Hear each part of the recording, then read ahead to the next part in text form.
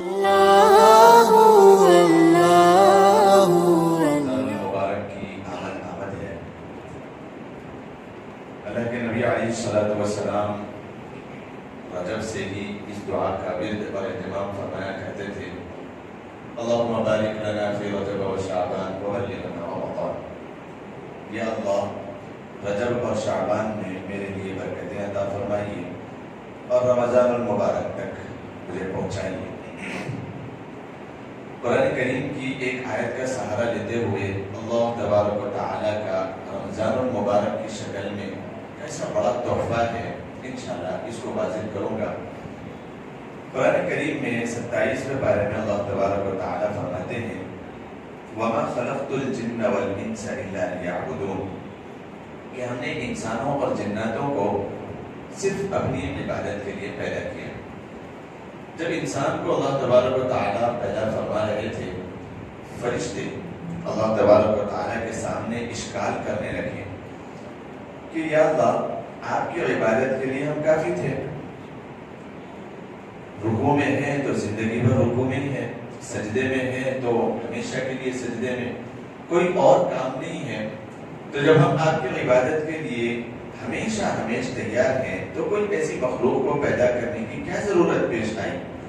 تو اللہ تبارک و تعالیٰ نے بہترین جواب دیا، اور وہ تو اللہ تبارک و تعالیٰ ہیں۔ اللہ نے فرمایا میں جو جانتا ہوں وہ تم نہیں جانتے۔ فرشتوں کو تو اللہ تبارک و تعالیٰ نے ایسی مخلوق بنایا نورانی کہ ان کے اندر گناہ کرنے کا کوئی مادہ ہی نہیں ہے، گناہ کرنے کی کوئی صفت نہیں ہے، نہ ان کو بھوک لگتی ہے، نہ ان کو پیاس لگتی ہے، نہ ان کو کوئی اور خواہشات پیدا ہوتی ہے، وہ چاہ کر بھی نہیں کر سکتے۔ اللہ تبارک و تعالیٰ نے انسان کو بنایا اور یوں فرمایا فجورها وتقواها، انسان میں نے ایسی مخلوق پیدا کیا وہ کبھی فسق و فجور بھی کرتا ہے اور کبھی تقوی کا پابند بھی ہوتا ہے، دونوں مادے میں نے اس کے اندر رکھ دی ہیں۔ جب دونوں مادے انسان کے اندر رکھ دیے گئے تو انسان کو اللہ تبارک و تعالیٰ نے عبادت کا حکم فرما کر، تقاضا تو یہی تھا وَمَا خَلَقْتُ الْجِنَّ وَالْإِنسَ إِلَّا لِيَعْبُدُونَ کے تحت کہ وہ عبادت کرتا، نمازیں پڑھتا، روزے رکھتا، لیکن اس کی ضروریات کے لیے کچھ اجازتیں بھی اس کو دی گئی، کبھی کھانا ضرورت ہے، پینا ضرورت ہے، خواہشات نفس ہے تو اجازت دی گئی، کبھی کچھ کماؤ بھی، کھاؤ بھی۔ سورہ جمعہ میں قرآن کریم فرماتا ہے فَإِذَا قُضِيَتِ الصَّلَاةُ فَانتَشِرُوا فِي الْأَرْضِ وَابْتَغُوا مِن فَضْلِ اللَّهِ، کہ جب نماز پڑھ چکو تو معاشی اعتبار سے اپنے آپ کو مضبوط کرنے کے لیے کچھ تجارت کرو، کچھ بزنس کرو، حلال لقمہ ہونا چاہیے، حرام کی طرف نہ جانا۔ تو جو یہ اجازت اللہ تبارک و تعالیٰ نے دی اس کی ضرورت کے تحت، تو انسان ضرورت کے تحت اجازت ملنے پر اس میں ایسا منہمک ہو جاتا ہے، پھر وہ جو اصل مقصد ہے وہ پیچھے رہ جاتا ہے۔ اصل مقصد انسان کی زندگی کا اِلَّا لِيَعْبُدُونَ، میں نے انسان کو بھی اور جنات کو بھی صرف اور صرف عبادت کے لیے پیدا کیا، یہ انسان کی زندگی کا اصل مقصد، جس سے روح اس کی تقویت پاتی ہے، اس کی روح میں تقدس آتا ہے، اس کی روح پروان چڑھتی ہے، وہ اصل مقصد پیچھے رہ جاتا ہے اور انسان اپنی زندگی میں صرف اور صرف اپنی ضرورت کو اپنے سامنے رکھ کر زندگی گزارنا شروع کر دیتا ہے۔ تو اللہ تبارک و تعالیٰ ماؤں سے 70 گنا زیادہ محبت کرنے والا اللہ تبارک و تعالیٰ نے کچھ ایسے ایام مقرر فرمائے، کچھ ایسے مہینے مقرر فرمائے اور کچھ ایسی راتیں اللہ تبارک و تعالیٰ نے انسان کے لیے رکھی ہیں کہ انسان جو کچھ دنوں میں اپنی ضرورت کے تحت محنت کرتے ہوئے صرف اور صرف اپنی معاشی حالت کو مضبوط کرنے کے پیچھے پڑ گیا، اب اس کی روح جو پیچھے رہ گئی، روحانی کیفیت جو پروان چڑھنا چاہیے تھا وہ پیچھے رہ گئی، تو اللہ تبارک و تعالیٰ نے کہا کہ میرے بندے، میرے حبیب کی امتی، میں نے رمضان المبارک کا مہینہ تمہیں دیا تاکہ تم اس میں اپنی روح کو پروان چڑھاؤ، تاکہ تم ایسی کچھ دن اور کچھ راتیں میں بار بار تمہیں دیتا ہوں، یہ انسان کی روح کو مضبوط کرنے کے لیے ہے کہ عارضی زندگی اور ضرورت کے تحت جو کام کرنے تھے اس کے پیچھے رہ کر اپنے وقت کو ضائع نہ کرو، بلکہ اصل زندگی کا مقصد جو روح کو پروان چڑھانا ہے اس کے لیے کچھ کوشش کرو۔ اس وجہ سے رمضان المبارک اللہ تبارک و تعالیٰ نے تحفہ دیا ہے، یہ اس کی رحیمی کا تحفہ ہے، یہ اللہ تبارک و تعالیٰ کی کریمی کا تحفہ ہے، یہ انسان سے محبت کا تقاضا ہے کہ اللہ تبارک و تعالیٰ نے رمضان المبارک دیا۔ تو کیا فرمایا اللہ کے حبیب صلی اللہ علیہ وسلم نے؟ آخری ہفتہ چل رہا ہے رمضان شعبان المعظم کا، اللہ کے نبی علیہ السلام تشریف فرما سارے صحابہ کے سامنے واعظ و نصیحت فرما رہے ہیں۔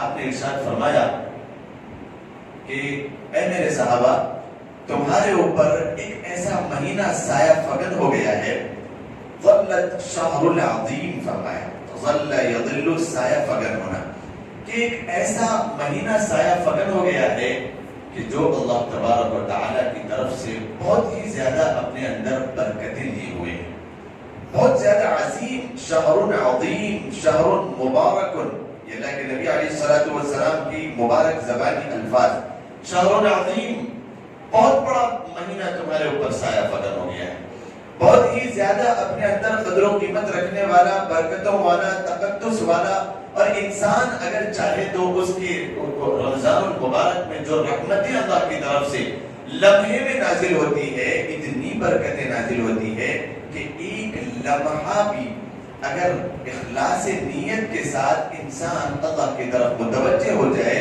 تو رمضان المبارک کا ایک لمحہ انسان کے اللہ کے ولی بننے کے لیے کافی ہو جاتا ہے۔ ایسی برکتوں والا اور ایسی عظمتوں والا، ایسی شان والا مہینہ کہ اپنی ضرورتوں کے تحت زندگی گزارتے ہوئے صرف معاشی زندگی میں اپنی ضرورت کو اپنی زندگی کا مقصد سمجھ کے تم بہت پیچھے رہ گئے، روح تمہاری بہت پیچھے رہ گئی، اب یہ مہینہ آ رہا ہے تاکہ تم اپنی روح کو پروان چڑھاؤ۔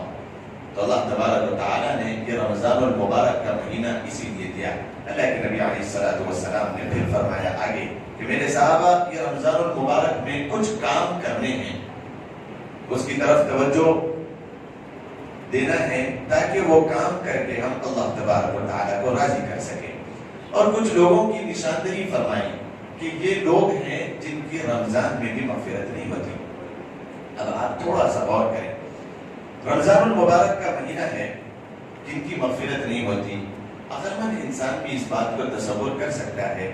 اللہ کے نبی علیہ السلام نے فرمایا کہ انسان کو غور کرنا چاہیے، جب رمضان المبارک کا مہینہ آتا ہے، جو چیزیں حلال ہیں آدمی اس کو چھوڑنے کے لیے تو تیار ہو جاتا ہے، لیکن جو چیزیں ابدی طور پہ حرام ہیں اس کو چھوڑنے کے لیے تیار نہیں ہوتا۔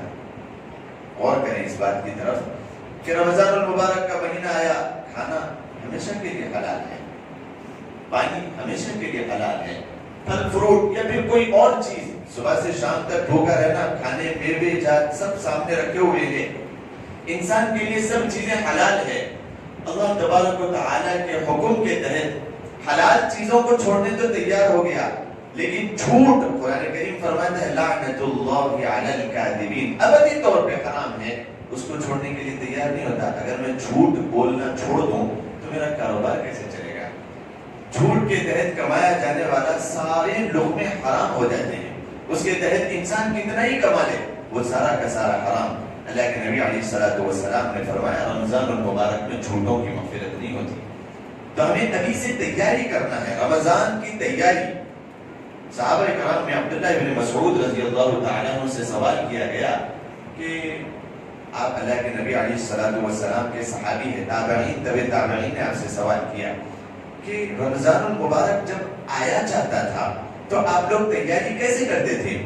تو آپ نے فرمایا ہم اپنے جسم سے زیادہ دل کی طرف توجہ فرما کر رمضان المبارک کی تیاری کرتے تھے، یعنی دلی امراض، جھوٹ بولنا ہے یا پھر بغض رکھنا ہے یا پھر کسی کا دل میں اپنے کینہ رکھنا ہے، دشمنی رکھنا ہے یا کسی کے خلاف کوئی پلاننگ کرنا ہے، کوئی سازش رچنا ہے یا پھر کوئی بری بات اپنے دل میں سوچنا ہے، یہ ساری کی ساری چیزیں، کسی کو دھوکہ دینا ہے، اپنی آنکھوں سے بری چیز کو دیکھنا ہے جو ہے نا دل کے اندر ایک دھبا پیدا کر دیتا ہے، یہ ساری چیزوں سے ہم پریکٹس کرتے تھے، ہم اس کو عملی جامہ پہناتے تھے کہ رمضان المبارک کے آنے سے پہلے پہلے ہم ان سارے حرام کام سے بچ جائیں، تاکہ رمضان المبارک میں ہم پاک و صاف اور شفاف ہو کر داخل ہوں، اور ہم روح کے اوپر تربیت کرنے کی فکر کریں، اس کی تقدس کی، اس کے پروان چڑھانے کی ہم کوشش کریں، اور رمضان المبارک ہمارے لیے آگے آنے والے 11 مہینوں کے لیے ایک کافی اور وافی ہو جائے اور ہم نیک زندگی گزار سکیں۔ تو رمضان المبارک کے مہینے میں حلال چیزوں کو چھوڑنے والا شخص اس بات کی طرف بھی توجہ فرمائے کہ وہ ہمیشہ کے لیے حرام کو چھوڑنے کی کوشش کرے۔ رمضان المبارک کے مہینے کا مقصد کیا ہے؟ قرآن کریم کیا فرما رہا ہے؟ یا ایھا الذین آمنوا کتب علیکم الصیام کما کتب علی الذین من قبلکم لعلکم تتقون۔ قرآن فرماتا ہے ہم نے جو یہ روزہ مقرر فرمایا، جو فرض فرمایا ہے، اس کا ایک مقصد ہے، وہ کیا ہے؟ لعلکم تتقون، تاکہ تم متقی بن جاؤ۔ قرآن کریم کے اتارنے کا بھی ایک ہی مقصد ہے۔ سب سے پہلی آیت الف لام میم ذالک الکتاب لا ریب فیہ ھدی للمتقین، کیا فرماتا ہے قرآن؟ جو تقوی اختیار کرنا چاہتے ہیں یا پھر جو متقی ہیں، ان کے لیے ہدایت کا ذریعہ ہے یہ قرآن۔ تو یہ دو آیتوں سے ایک نچوڑ نکل گیا قرآن کریم کا خلاصہ اور پورے اسلام اور ایمان کا خلاصہ، ہماری پوری زندگی کا خلاصہ۔ اللہ یہ چاہتا ہے کہ دنیا میں آنے والا شخص ایک متقی، تقوی گزار، تقوی اور پرہیزگار زندگی گزار کر میرے پاس آ جائے۔ یہ اسلام کا اور دین کا اور ساری زندگی کا مقصد ہے۔ لعلکم تتقون، اب تقوی کسے کہا جاتا ہے؟ خلاصے کے طور پہ یہ بات کہہ کر اپنی بات کو ختم کروں، تقوی کہا جاتا ہے گناہوں کی زندگی سے اپنے آپ کو بچانا اور نیک زندگی گزارنے کی فکر کرنا، یہ اصل تقوی ہے۔ امام اعظم ابو حنیفہ رحمۃ اللہ علیہ سے پوچھا گیا کہ تقوی کسے کہا جاتا ہے؟ آپ نے تقوی کی تعریف فرمایا حلال کو حلال سمجھنا اور اس کا ارتکاب کرنا، حرام کو حرام سمجھنا اور حرام سے اجتناب کرنا، بچنا، یہ تقوی کا اصل مقصد ہے، اس کو تقوی کہا جاتا ہے۔ امیر المؤمنین حضرت عمر فاروق رضی اللہ تعالیٰ عنہ سے سوال کیا گیا کہ تقوی کسے کہا جاتا ہے؟ آپ نے بہت واضح طور پہ اچھی تعریف فرمائی۔ آپ نے فرمایا، جو سوال کرنے والا تھا اس سے آپ نے سوال کیا کہ کبھی تم خاردار وادی سے گزرے ہو، کانٹوں بھری وادی سے گزرے ہو؟ تو اس نے کہا کہ ہاں۔ کیسے گزرتے ہو؟ اپنے دامن کو سمیٹ کر، اپنے کپڑوں کو سمیٹ کر، کہ میرا کوئی کپڑا کسی کانٹے میں پھنس کر اٹک نہ جائے، ٹوٹ نہ جائے، پھٹ نہ جائے، ایسا میں اپنے آپ کو سنبھال کر کے چلتا ہوں۔ امیر المؤمنین حضرت عمر فاروق رضی اللہ تعالیٰ عنہ نے فرمایا کہ تقوی اسی کا نام ہے کہ دنیا میں تم گناہوں سے اپنے آپ کو بچا کر زندگی گزار لو اور پار لگ جاؤ، زندگی کی نیا پار کر لو، اس کا نام تقوی ہے۔ تو رمضان المبارک جو آ رہا ہے، ہمیں چاہیے کہ ہم پریکٹس کریں اپنے آنکھوں کے زنا سے، آنکھوں کی گندگی سے، آنکھوں کو اپنے پاک اور صاف کر کے رمضان المبارک میں داخل ہو۔ دل کو پاک اور صاف کریں، کسی سے لڑے ہوئے ہیں، کسی سے جھگڑے ہوئے ہیں، اپنے دل کو پاک اور صاف کریں، ہر ایک سے معافی تلافی کر کے پھر رمضان المبارک میں انٹر ہوتا ہے کہ اللہ تبارک و تعالیٰ ہماری مغفرت فرمائے۔ کوئی شراب نوشی کی عادت ہے، سارے گناہوں کی جڑ، اپنے آپ کو اس سے بچائیں، نجات حاصل کریں۔ جھوٹ بولنے کی عادی ہے، چھوٹی چھوٹی بات پہ انسان جھوٹ بولتا ہے، اور بعض لوگ یوں کہتے ہیں، تعجب ہوتا ہے ان کی بات کے اوپر کہ ہم اگر جھوٹ بولنا چھوڑ دیں تو کاروبار کیسے چلے گا؟ دیکھیے یہ بات میں اکثر بتایا کرتا ہوں، اللہ تبارک و تعالیٰ نے جتنا مقدر میں لکھ دیا اس سے بڑھ کے انسان حاصل نہیں کر سکتا، اور جتنا اللہ نے لکھ دیا اس سے کم بھی اس کو مل نہیں سکتا۔ ایک واقعہ سناتے ہوئے اپنی بات کو ختم کرو۔ حضرت علی کرم اللہ وجہ رضی اللہ تعالیٰ عنہ ایک مرتبہ راستے میں چلتے ہوئے اپنے گھوڑے کو لے کے آتے ہوئے گھر کے پاس رکھنا تھا، ایک غلام بولا کہ میں جب تک یہاں پر رکوں گا، دین کی تبلیغ کروں گا، میں گھر کے اندر جا رہا ہوں، میرے گھوڑے کی حفاظت کرنا۔ اس کے اوپر ایک قیمتی زین بھی لگی ہوئی تھی، میری سواری کی بھی حفاظت کرنا، زین کی بھی حفاظت کرنا۔ میں واپس آؤں گا تو پھر تمہاری جو بھی اجرت ہوگی وہ میں دوں گا۔ حضرت علی کرم اللہ وجہ اندر چلے گئے تو وہ غلام جب اس نے دیکھا کہ زین بڑی قیمتی ہے، چاندی کی ہے، تو تو کیوں نہ میں اس کو بیچ کر بازار سے پیسے لے کے چلا جاؤں گا. کیا معلوم ہوگا کون تھے یہ, کون تھا اس کی حفاظت کرنے والا. حضرت علی کرم اللہ وجہ اندر گئے, یہ آیا اپنے گھوڑے کے پاس حفاظت کے تحت اور آ کر کے اس کی زین کھولا اور لے جا کے بازار میں بیچ دیا. علی المرتضیٰ رضی اللہ تعالیٰ عنہ گھر سے نکلتے ہوئے آپ نے جیب ٹٹولا کہ میرے جیب میں کچھ ہے, کہ میں نے ایک نگران کو لگایا ہے, واچ مین کو لگایا ہے کہ میرے گھوڑے کو دیکھے, اس کی کچھ اجرت بنتی ہے, میں دے دوں. تو آپ کے جیب میں 6 درہم تو آپ نے نکالا اور گنا اور اوپر کے اس میں رکھ لیا کہ میں باہر نکلوں گا اور اس غلام کو دے دوں گا. تو جیسے ہی باہر آیا تو دیکھا زین غائب ہے اور وہ لے کر کے بھاگ گیا, اور اب گھوڑا کھڑا ہوا ہے, سواری ٹھہری ہوئی ہے. تو آپ نے سواری کو لیا اور سمجھ گئے کہ یہ چور تھا اور وہ لے جا کر کے بازار میں بیچا ہوگا. تو بازار گئے, بازار جا کر کے دیکھا کہ میری زین کہاں پر ہے. تو بازار میں ایک جگہ زین لٹکی ہوئی نظر آئی. تو اتنا فاسٹ چور تھا, اتنا تیز تبار تھا, بیچ دیا اور پیسے لے کے بھاگ گیا. تو وہاں پر علی المرتضیٰ رضی اللہ تعالیٰ عنہ گئے اور ان سوال کیا کہ یہ زین کس نے لایا. تو اس نے کہا کہ غلام تھا, بلایا, بیچا اور چلا گیا. اچھا ٹھیک ہے, کتنے میں بیچا؟ 6 درہم میں بیچا. آپ پورا معاملہ سمجھ رہے ہیں, 6 درہم میں بیچ کر کے اس کی اجرت لے کے چلا گیا. تو آپ نے نکالے پیسے اور وہاں پر ایک میسج دیا کہ اللہ تبارک و تعالیٰ بندے کو حلال دینا چاہ رہا تھا, بندے نے کوشش کر کے حرام کما کے نکل گیا. بندے نے کوشش کی اور حرام کما کے نکل گیا. 6 تو میرے جیب میں بھی تھے جو اللہ نے اس کے مقدر میں رکھا تھا. تھوڑا سا صبر کر لیتا, اس کو مل جاتا, حرام کما کر کے نکل گیا. اللہ تبارک و تعالیٰ ہم سب کو رمضان المبارک کے آنے سے پہلے رمضان کی تیاری کرنے کی توفیق عطا فرمائے.